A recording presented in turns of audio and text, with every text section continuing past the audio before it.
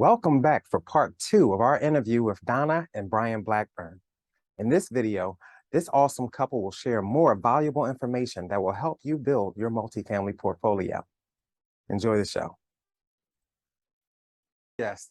Now, Brian, from what y'all said earlier, y'all want to take a high level approach. Y'all really want to be asset managers instead of actually being hands-on with the property. But how often do you visit your properties in order to check the property management's performance? I would say minimum of quarterly. Either myself or one of my partners checks on the property a minimum of every 3 months. Now I'm down in Charlotte actively trying to buy more property. So that property I'm seeing probably once a month or so. But one of my partners lives not too far from our Texas asset. So she checks on that one a minimum, like I said, of every quarter. Okay. So have you run into any issues or situations that you didn't anticipate? And as far as with the property manager or with the property? I'm not quite sure how to read your question. As far as any situations with the property itself, with the property manager, or let's say with that particular asset? Okay. Well, I can tell you, we were down for there was a conference in North Carolina a couple weeks ago. Mhm. We decided we're going to drive by one of the properties, and there was a big monster sofa outside. And I thought, what in the world? And I'm thinking it was out for the trash. So I immediately had one of the partners contact the property manager. And I said, there's a big sofa outside. What is going on? And they were quick. They were real quick to get right back to us to let us know, oh, we're painting the inside of a property. They had to move the sofa outside. I'm like, okay. So so that was, you pull up to the property, you're like, oh my gosh. You have a heart attack right initially. The sofa outside. So, because you do see properties and they have mounds of trash everywhere. And they're not being cared for. And you think, where's the trash man? Some of it's done by the municipality. Right. And so when I pulled up, I'm like, oh no, but it was just a misunderstanding. I would also say that we've had a couple surprises to those listening. If you look at a property that has a bird infestation, do your due diligence on what the costs of that are. It's not cheap. Our Texas property we knew had a bird issue, and I was ignorant and I was stupid. And I said, well, how much can that cost? Well, it cost 25 grand to get rid of birds. Oh, wow. So, I mean, that kind of blew our CapEx budget a little bit. So They put a dent. They put a dent in it because I was never expecting that. So that taught me a lesson. We've had some plumbing issues, nothing major, but Right. Surprises. But the good thing is I don't get the call at 3 o'clock in the morning. Right. We have a weekly call with our property manager, and it's every Friday. And on a Friday, they'll say, oh, by the way, there was a leak. It's already been handled. It's already been paid. It's like, oh, I like this. Because we had the singles, that was me out there doing the plumbing and all that good stuff. So We're making the phone calls. Yeah. Right. So we've had a couple surprises. Property management wise, no surprises at all. They've been awesome. And you know what I like about is they give us a wow moment. If there's anything that happens that's good on the property, they'll tell us about it. Like there was Like we found out that we knew one of the apartments, they had a vice grip in the bathtub for the water. Oh, no. So we didn't give it a thought. So the very first thing we did was we went in and fixed all these little things. Here we find out the pliers had been in the shower for months.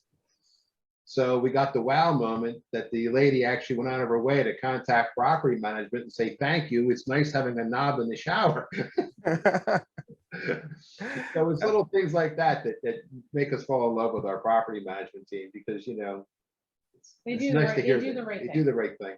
Awesome. I know at times, things can get a little overwhelming with calls, emails, performing underwriting and networking.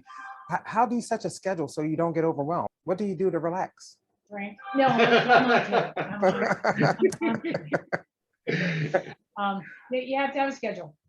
You have to have a schedule, and you have to plan time off. And you have to stick to it. If you're working, say, like for me, contact brokers and do market research and such between 10 and 12 in the morning. If I get a phone call and the phone call is not the house being on fire, the phone call is going to wait. Like, you can't be bouncing around all day long because, You have to be able to focus. well, you're never going to get anything done, and it adds to your anxiety the further behind you get, at least for me. So we came up with a schedule that we keep. We try to be off. We do our best to be done this business 8 o'clock at night, for the sole reason that if I work later, it interferes with my sleep, and then the next day is down the tubes because I'm tired all day. Right. So it's things like that. Come up with a schedule that works for you and work that schedule. We go for a walk together every morning. I'm gonna walk down and see you, Cedric. Come on down. Come on down. But we do, I mean, you have to take care of yourself. You have to make sure that you have a good schedule and that you can focus and time blocks, you know, of what you're gonna do. I like to underwrite in the evening. It's quiet and that's my time. Excuse me. But I have to wear special glasses so that the blue light doesn't affect my sleep. I might need to do that because I'm starting to be on this computer a lot more than I'd anticipated. And I've kind of noticed my sleep has been a little off. So, They do make a difference. okay. All right. Is there anything you would do differently now as an experienced investor as compared to when you started investing? Oh yeah, everything. A number one thing, I did this business on my own for 1.5 years. And when I say that, I didn't have a team. I had no team. I figured, well, once I get a property, I'll put the team together. 100% incorrect on multiple levels. And the biggest reason I say that is when you're talking with brokers, that's my lane. When I talk with brokers, your language changes from I to we. Yes. You know, broker says to me, how many units do you own? Well, I own a couple singles. Brokers, you know, that's not exciting to them. Well, we're with Quattro Capital now, and I can talk about all the properties we own together. You tell a broker you own 1,000 doors, it grabs their attention. So that would be the number one thing I'd say I would do different is I would get a team like day one. Yeah. How about you? I would get a schedule day one. No, yeah. We were all over the place. We were underwriting on the weekends. We were underwriting. I mean, we weren't taking care of ourselves. We were getting up at 6 in the morning and going sometimes till midnight, and it just can't get things done that way. You really have to have block time. Yeah. Yeah. You know what, Donna, I'll just say that I totally agree with you when it comes to having a schedule, because I find myself sitting here at my computer. Well, I get done with my day job at say like 3:30. And then next thing I know, it's 9:30, 10 o'clock. And my wife is mad at me, of course, because I haven't even been upstairs yet to like really say anything to her. So everyone understands this business is very gratifying and satisfying, but also you must understand that you can't allow it to consume you as well. Exactly. No, I agree 100% because it can. Yeah, absolutely. So, Donna, what metrics do you guys utilize in your business? Meaning cash on cash, IRR, cap rate. What do you guys look for when you say, hey, this is a good deal or good opportunity? Each property is different. It's a project. Focusing in on a market, we know what the cap rate is going for in a market. We like to look at units that are 1980 and newer. If we're going to go older, we have to look at the plumbing and the wiring and stuff like that. 1980 and newer, we're still looking at the wiring and the plumbing is different. We have to know what our investors are looking for, because we've got different types of investors. Some of them wanted, a 2x multiplier. Some of them just want to park their money, and they're looking for a preference. And when I say a preference, that's something that's it's an interest rate that they need to get back from their investment. Some people aren't looking for the preference. They're looking for the big bang at the end when we sell, the appreciation. But we're looking for, what are the different metrics? What's the cap rate? Right now, we're looking at 5 caps, right? Yeah, I'm looking at a 5 cap right now. But if it's going to be older than a 1980, I'm 5.5, 5.25, 5.5, Scott, because of the vintage. And a lot of your brokers are like, oh, I'm like, the lenders are going to dictate to us what we can borrow. So, and if we can't borrow it, then we got to raise it. Well, if we're going to raise it, then we got to make the money to give them the returns they need. The IRR and ARR and all that, it really changes based on what the property is. You can't compare like a 1975 C-class property to like a 1990 B-class property. All your returns are going to be different. So you got to really know when you look at a property, what do I want out of this one? What kind of investor base would be interested in this type of property? But if I do see a 15 to an 18% IRR, I do get excited. Yeah, so do I. Now, in order to keep on growing the way that you have, I know that once you reach one plateau, you're already looking for that next one. What are your investment goals for the next 5 years? Just more. We're just going to keep on keeping on. We're just Really. going to keep on keeping on. Yeah, you might not have noticed, but he's kind of old. He's getting older. We're about to settle in and start thinking about retirement, but this is fun. I don't see us not. I mean, we've had some fun. This really is fun. You have to really have fun with what you do. And I enjoy looking for the needle in the haystack. We must underwrite, I don't know, 200 properties just to find a couple that we can put an LOI in on and then go from there. But I enjoy it. It's fun. It's like I said, I ran a business for 30 years where you had to be there every day. You had to be there all day. And this last week we were down the shore and we're doing this from on the beach. So, to have that flexibility, I don't have a problem doing this until the foreseeable future anyway. So you guys mentioned one already, but I'm going to ask anyway. What daily habits have led to your success? Walking every morning. Seriously, that's not a joke. And there's different, there are different philosophies out there. I did read a good book that tells you that you have to get your habits started first thing in the morning. I like to have quiet in the morning before I start my day. I like to visualize what my day is going to be like. We like to exercise. We're always reading about, what's good about, yes, Atomic Habits. Yes, Miracle Morning. There's a bunch of them. They make a difference. They really do. But it starts your day.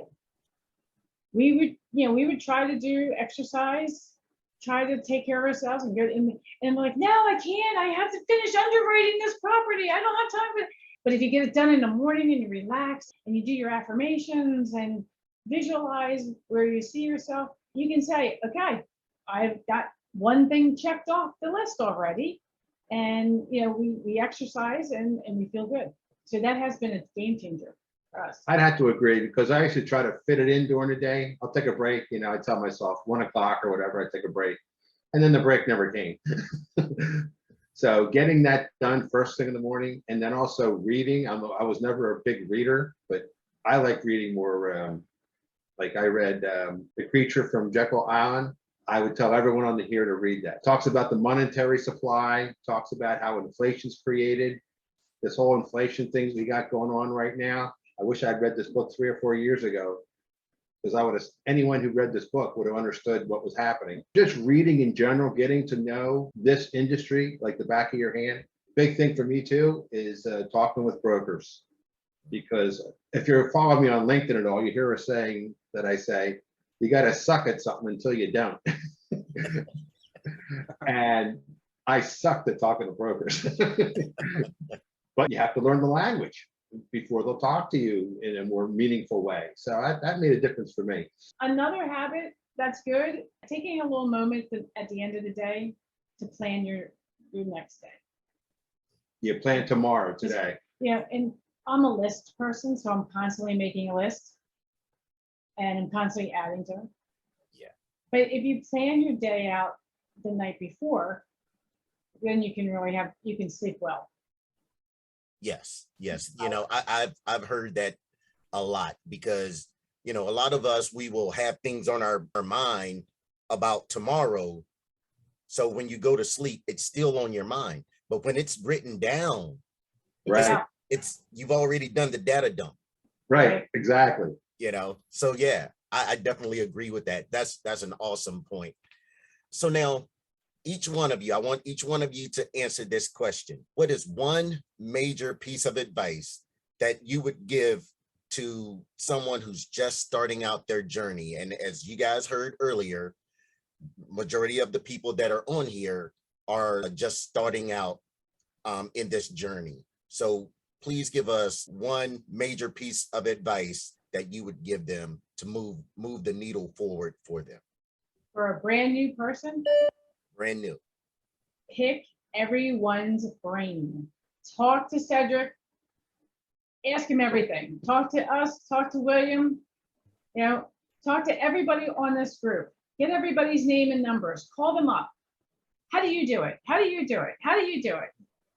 Learn from everyone. One thing I learned in this business is there's no right or wrong way to do anything. It's what you're comfortable doing. So just because someone else is doing it differently than you doesn't make them wrong, but talk to people enough where you say, you know what, I like that. I'm going to do it this way. My big piece of advice is I've already said it. Pick a team. Day one, figure out what you want to do, what you're good at, and then find someone else who doesn't either like that or just doesn't want to do it for whatever reason. Because trying to do this business on your own, I really don't see it happening. I really don't. I totally agree. You definitely need that team. Awesome. Okay, so now we're going to enter into our question and answer portion. Does anyone have any questions for the Blackburns? What other books might you suggest? We have them here. I like like I mentioned, Creature from Jekyll Island. I read Multi-Millions from Dave Lindahl. One book that really helped me, there's a broker on LinkedIn. I would highly suggest y'all link up with him called Bo Beery. Yeah. Beau Beery, Beeery. He is out of Florida. He is probably the best broker I've ever spoken to. He helps me all the time. And I told him, I don't buy in Florida. And he says, I don't care. If you have a question, you call me. Wow. And he answers every question I ever had. He put out a book called Multifamily Investors That Dominate. I got a lot out of that book on how to deal with brokers, because no one really tells us this business from the broker's point of view. And that book does that. It helped me a lot. I like the book Miracle Morning. That'll help you put in some habits. How to Win Friends and Influence People. That's another, I think, must read for me anyway. For someone who's just starting out, would you advise someone maybe just to get become a first-time homeowner in the States first before going multifamily, or like in terms of baby steps, or would you just advise, what would your advice be for someone who doesn't have any skin in the game whatsoever? I'd say whatever you're comfortable with really would be the answer. I don't think there's anything wrong with bouncing right into multifamily, to be honest with you. I think if you have the right training and you build the right team, I think it's actually easier than single family. It's the same amount of work. Yeah, it's the same amount of work as buying a single home versus a 100-unit complex. It's the exact same process you're going to go through. It's the exact same amount of work you're going to have to do. And the difference is the mortgage for the single property, you yourself are going to have to qualify for it, for the mortgage, where with a multifamily, you personally do not need to qualify for the loan. I find I think bouncing right into multifamily with the right team and the education, I think that's a win. Yeah. Okay, Could awesome. Johnny, Thank you for sharing. Mhm. could Johnny, I'll just add a little bit to that is, and if you're thinking multifamily, one thing that I would say is invest as a limited partner along with a great team, a team that's willing to take you underneath their wing and teach you a little bit about the business. That's one of the best ways to break the ice and get into this business is invest passively as a limited partner. Yeah, I'd have to Mhm. agree. Yep. That's great advice. Thank you so much. I'll definitely look into more resources around that. All right, Yeah. thank you for that question, Kuzani. Daniel, you have a question? Yeah, I wanted to know, I know you had said you set time in regards to underwriting deals. I wanted to know as far as like, what should be the time frame that you spend on underwriting a deal per se? Should it be like 10 to 15 minutes, or are you looking at 30 to 45?